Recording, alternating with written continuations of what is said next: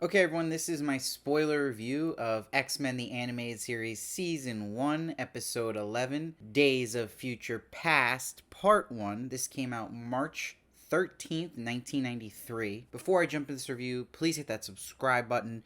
I am trying to get as many subs I can get that are huge X-Men fans. This channel is going to be everything X-Men, and it would really help, so make sure to subscribe. So I was really excited to watch this episode because it's such a famous comic storyline, but it also has a great movie attached to it, so I was excited to see as an adult what the animated series was like handling this very recognizable and famous story. So I love how cinematically the episode opens with a close-up of the Statue of Liberty looking distraught, and then when it pulls out, you see it's missing an eye, and then you have this bird who gets scared by two flying sentinels, so you get this whole feeling of how grim this future world is. We see it's New York City in 2055, and you even see there's graffiti written that say X-Men on the walls. And we actually get these two original mutants from the show that fight alongside Logan, and this is old Logan we're talking about. And one of these mutants even does parkour when he's fighting, which was pretty cool. But we get a great introduction to old Logan when he says, used to take those tin cans out in half the time, must be getting rusty, talking about taking out this sentinel. And then we get this big character introduction of Bishop showing up, and he is a tracker, which is basically a mutant bounty hunter. And you'll see in this episode throughout, when you see Bishop on the screen, you're gonna get some intense harmonica playing, and then you wonder, watching is how he got that X patch, so I'm sure they'll go more into that. And it's interesting that when Logan is captured by him, he says, hey, don't I know you from somewhere? So this is now the cool part of this kind of story with time travel and what's really going on there with him recognizing him. Now what's great is Bishop takes Wolverine to the mutant termination center we see, and Wolverine says, wake up, rookie, the Sentinels want to kill all mutants. And Bishop's like, no, only the rebels. But literally moments later, the Sentinels scan Bishop's card and they're like, recovery quota met. Tracker Bishop no longer needed. Terminate them all. And Wolverine has the great line to cap that dialogue where he's like, so what do you think of their new retirement policy, rookie? Just, God, he has such good lines in this show. But we see, which I thought was haunting, was this graveyard. And we see on the headstones, it says Cyclops dies in 2032, Rogue 2033, Storm 2021, and Jubilee 2010. So really tragic that Jubilee would die that young. But I love their headstones just say their first names. And like, imagine just seeing a headstone that just says Storm on it. And it's really cool at this moment to hear Bishop talk about them as the legendary X-Men. So Bishop saves Wolverine here and is on their side now, fights with them. And Nimrod shows up for a bit. And then Wolverine knows he has to complete the mission. He's reminded by the other mutant and decides to bring Bishop with him to Forge. So they get away from Nimrod for the time being. Now, where things get really interesting is we see this time portal that Forge has, and Forge gives Wolverine this temporal transceiver, and he says it maintains you in time, should get you where you need to go. Without it, you will crash back to our time. So it's quick exposition that is effective. It doesn't get stuck here, which I like. And we see they're going to the 90s where our main story takes place, and they talk about the assassination. And Forge is like, we rebels have a theory. If the assassination of the 90s never occurred, and then Bishop finishes the sentence, then none of this misery would have ever happened. And we see that misery being Sentinels, these camps, the termination centers. And Wolverine says an important line, to make sure they close the portal after he goes in, and he doesn't even plan on coming back. So with the dialogue with him and Bishop, they dance around information they know that we don't know as the audience yet, where he's like going after an assassin, and Bishop's like, but that means you'll be going after, and Wolverine goes, I know who I'm going after, and he's like, will you be ready to pull the trigger? So someone close to Wolverine, this is important. This makes it even more fascinating in the storyline, and they still don't show us, the audience, what Bishop knows there too, who they're talking about. So Bishop takes the gun from Wolverine, is like, you couldn't handle me, old man. You'll never be able to handle an X-Man. And they do a switcheroo that Forge approves of. But what happens here is when Bishop goes into the portal, Nimrod is right there and follows him into it. And Bishop loses some memory when he gets into the 90s. He's like, what year is it? Why am I here? Now, in the stoppage of this storyline, there is a moment we actually see Rogue and Gambit are visiting Beast in prison, who I keep forgetting is even in the show,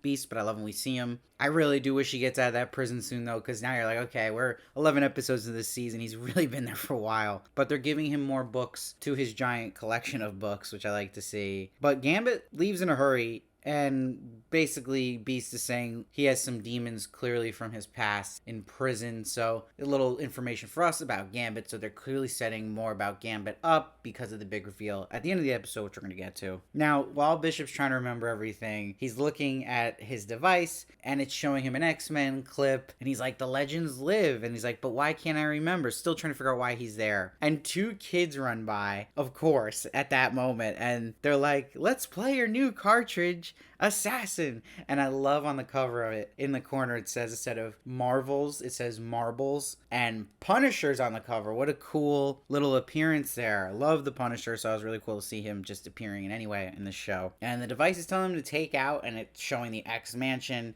And he's like, oh man, the X-Men are the assassins, and I've come back to stop him because he loves the X-Men, but he's got to do his mission. And I love when Bishop goes on the bus, just everybody runs immediately, and he just decides to drive head on into the mansion. And we get to see he goes toe to toe with Storm, Cyclops, Jubilee, but Wolverine's the one who actually tackles him here. And then when that happens, it starts clicking in Bishop's mind that he has met Logan in another time. And the best part is Bishop goes, but I have to stop you. Don't you understand, Wolverine? It's the only way to save us all. And Wolverine just says, the guy's nuts. What I also thought was cool was when Cyclops and Jean Grey are admiring Bishop's weapons and how powerful they are from the future, and that they're just thankful it was on stun. Now, it's important, too, they develop in this episode that he really primarily starts using his gun as the stun mode. So that's important with the cliffhanger with him shooting Gambit, because I'm sure that just means he stunned him. I don't think he actually shot him with the real blast. Now, Professor X will use Cerebro to tap into Bishop. And we see parts of the future here, that why it became bleak and how the governor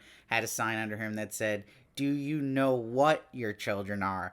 Playing on, do you know where your children are? And we see these mutants being put in these camps. And I mean, the amount of funny lines Wolverine gets in the show is ridiculous, but this episode is stacked with them. They're so good. And he literally sees himself and says, at least I don't lose my hair. So good. And now they see the graves, and X is like, I see the future. I have failed. A world condemned to darkness, and it's all our fault. Really good writing here. And Wolverine goes, Mr. Terminator here thinks an assassination is going to take place that's going to ruin the world, and one of us X-Men is the trigger. And then Bishop's transceiver starts beeping at that moment, and Wolverine goes, what's going on? Someone in the future stealing your car? Oh my god, too good. But this is when Bishop realizes someone or something has come through the time portal. So we know, putting pieces together from the earlier moment when Bishop went in the portal, this is clearly Nimrod. But this is where Professor X already is trusting Bishop. He's like, let him loose. Cyclops, you're in charge. We have to help Bishop piece together his mission. And then they go to the portal entrance and they see it's Nimrod. And Wolverine goes, you mean that itty bitty soup can? But we also learn he is technically a sentinel. And then the bricks fall on Storm from Nimrod, and Cyclops like, Bishop, help, Storm's claustrophobic. There's just something so funny about that specific line in Cyclops saying that. And Bishop says Nimrod consented, so he has that ability. Now, as you know, my favorite X-Man is Storm, and she has such a great moment here because Cyclops goes, what can we do? He's impervious to our weapons. And Storm goes, he has not yet felt the force of the elements as she rises up. This is incredible. This is Storm at her best.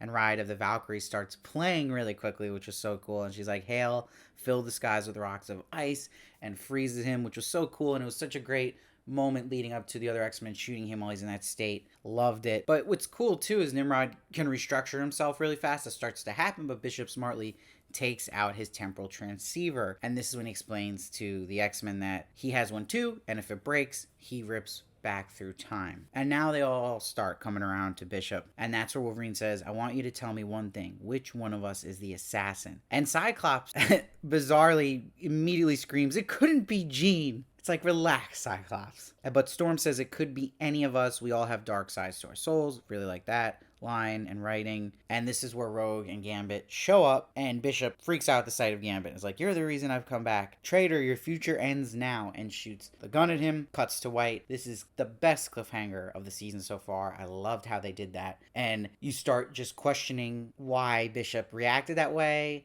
what that triggered. And remember, we know he knows who the assassin is from earlier in the episode, so is that triggering that? Is that now revealing to us technically it's Gambit? We'll see. But I thought that was a really, really interesting cliffhanger. And I thought this episode was so strong as a part one to set up a part two, which I can't wait to watch. It just has such a good pace, this episode. And the amount of great humor that Wolverine has in this episode is the best we've seen to date. We also got an amazing introduction of Bishop. And I really love what they do with Storm in that big moment when she takes care of Nimrod. So for me, I'm giving this one a 9. I really dug it. Just gets me right now. I just want to run and watch the next one, which is so effective, especially for a part 1.